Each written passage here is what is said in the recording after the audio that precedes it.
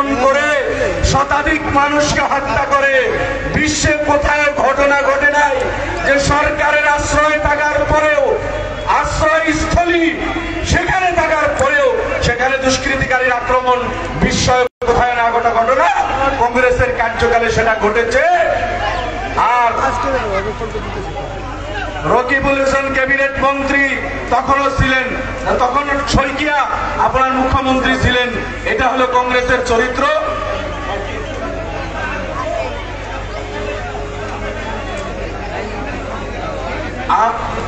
এরপরে আসুন 2012 হত্যালীলা। কোকরাঝার, চিরাং, বাক্সা, ওদালগুড়ি 4 লক্ষের অধিক মানুষের বাড়িঘর জ্বালানো হয়। তরুণ গগৈ সরকার, রকিবুল হোসেন ক্যাবিনেট মন্ত্রী,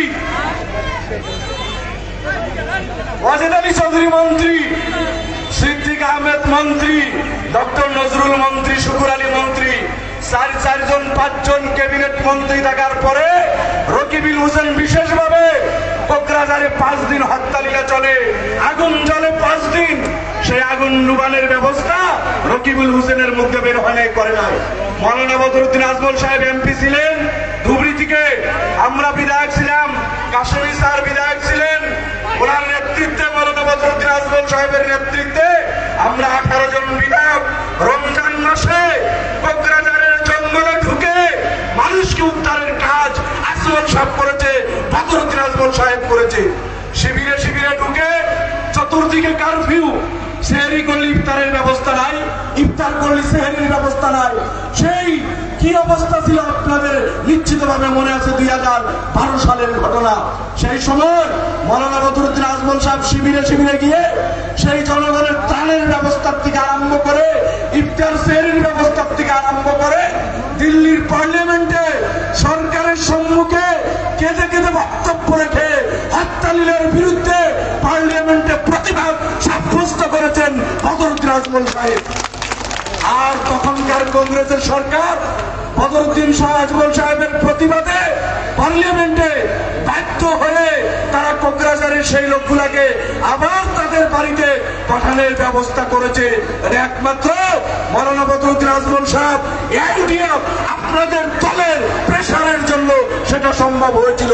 সম্মানিত বন্ধুগণ, সেদিন রকিবুল হোসেন ক্যাবিনেট মন্ত্রী এই লোকগুলার খবর নাই। শুধু একবার ধুবড়িতে এসে গোলকগঞ্জ ধাবাতে বসে তন্দুরি মুরগির পাও টাং ভাবাত করে বসে খেয়ে সেখান থেকে চলে গিয়া লন্ডনে অলিম্পিক খেল দেখতে যায়। এই ছিল রকিবুল হোসেন। সিদ্দিক আহমদ মন্ত্রী হিসাবে উনি 2টা বাক্য বলেছিলেন যে মুসলমানের হত্যালীলা বরদাস্ত করা যায় না। এই সমস্ত ঘটনা দেখে সিদ্দিক আহমদ বলেছিলেন ধুবড়িতে যে আমি গুয়াহাটি গিয়ে তরুণ গগৈকে বলবো, রকিবুলকে বলবো এই হত্যালীলা বন্ধ করো। সিদ্দিক আহমদ ধুবড়ির দিকে গুয়াহাটি যায় পাওয়ার আগেই তার মন্ত্রিত্ব কর্তন করা হয়, বের করে দেওয়া হয়। এটা হলো কংগ্রেসের চরিত্র, কংগ্রেসের হিস্ট্রি। আর রকিবুল বঙ্গ থাকার জন্য কংগ্রেসের শক্তিশালী মন্ত্রী ছিল সেই রকিবুল হোসেন। আচ্ছা 2014 সালে আসেন।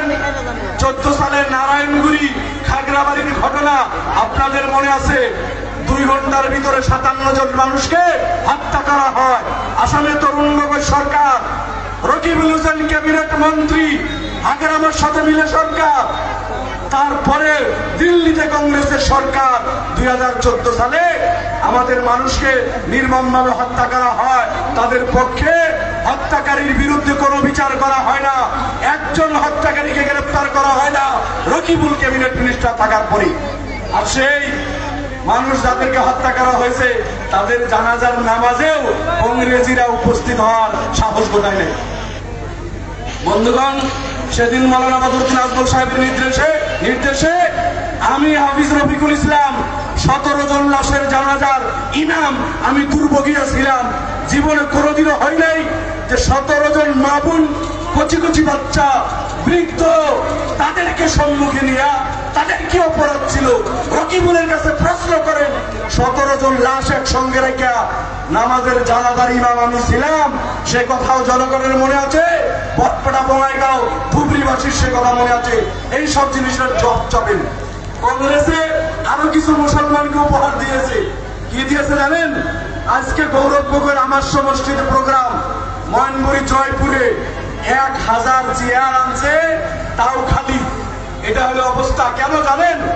যে জয়পুর ময়নপুরি যেখানে প্রোগ্রাম চলছে পাশেই ব্রহ্মপুত্র নদী, ব্রহ্মপুত্রটা পার হওয়ার ওই পারে গেলি মাটিয়াতে ডিটেনশন ক্যাম্প।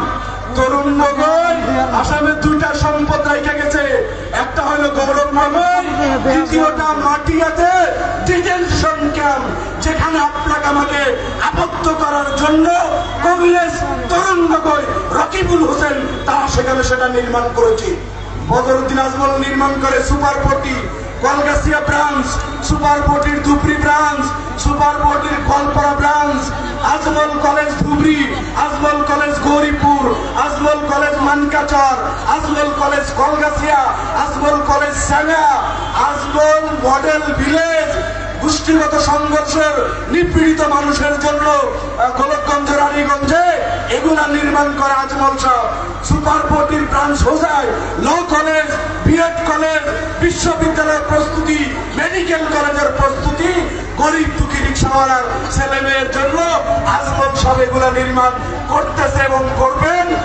আর তরুণ রকিবুল হোসেন আর কংগ্রেস গোয়ালপাড়া মাটিয়ার বিশাল ডিটেনশন ক্যাম্প, যেখানে ভারতীয় নাগরিক পিঠে মাথায় ডি লাগিয়ে জবরদস্তি বিদেশি ঘোষণা করে সেই ডিটেনশন ক্যাম্পে টেনে নিয়ে আবদ্ধ করার জন্য তারা আপনার আমার জন্য ঘর বানিয়েছে, সেটা হলো কংগ্রেস।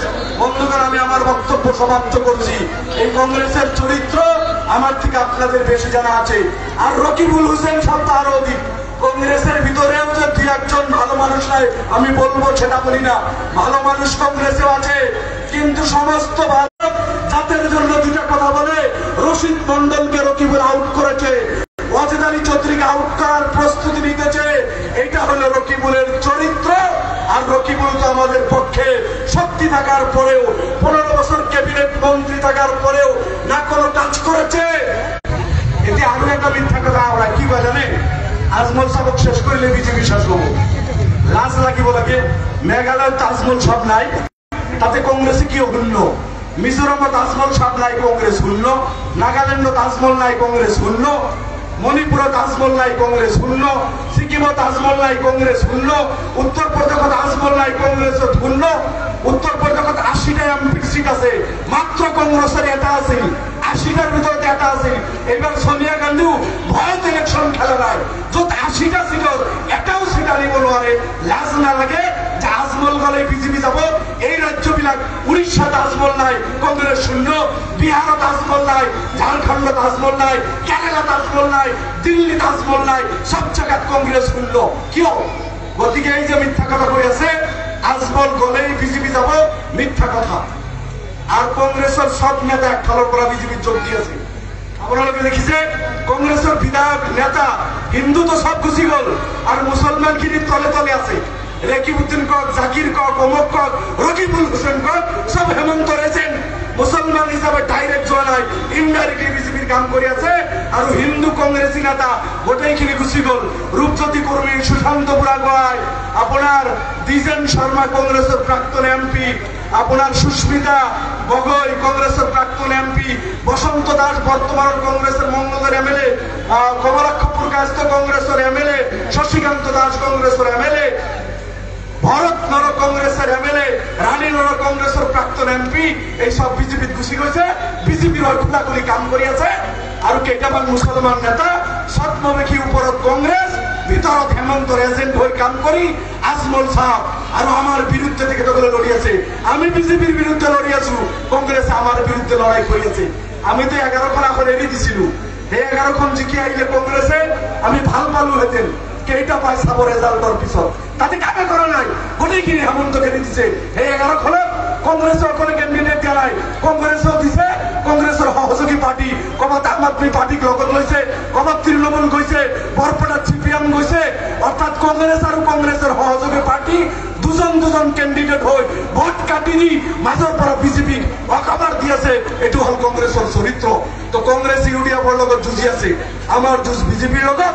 আর এই 3খন আসন ধুবড়ী, করিমগঞ্জ, নগর, বিজেপি আর কংগ্রেস দুয়োটার বিরুদ্ধে আমার যুদ্ধ। ইয়াত থাকা সবক মই অনুৰোধ কৰিছোঁ ঘৰে ঘৰে গৈ এটা ভোট নষ্ট নকৰিব মামনিসকল আপোনাৰ কৰ্মৰ মৰমৰ শ্ৰদ্ধাৰ নেতা মৌলানা বদৰুদ্দিন আজমল সাহেব যোৱাবাৰ যিমান ভোটত জিকিছিল তাতকৈ 3 গুণ বেছি ভোটত তেখেতক জয়যুক্ত কৰি দিল্লীত পঠাব এই আবদাৰ ৰাখি মোৰ বক্তব্য সামৰিছোঁ। জেআইউডিএফ জিন্দাবাদ, মৌলানা বদৰুদ্দিন আজমল জিন্দাবাদ। ধন্যবাদ আমার বিধায়ক তথা সাধারণ সম্পাদক ডক্টর হাফিজুল ইসলাম সাহেবক।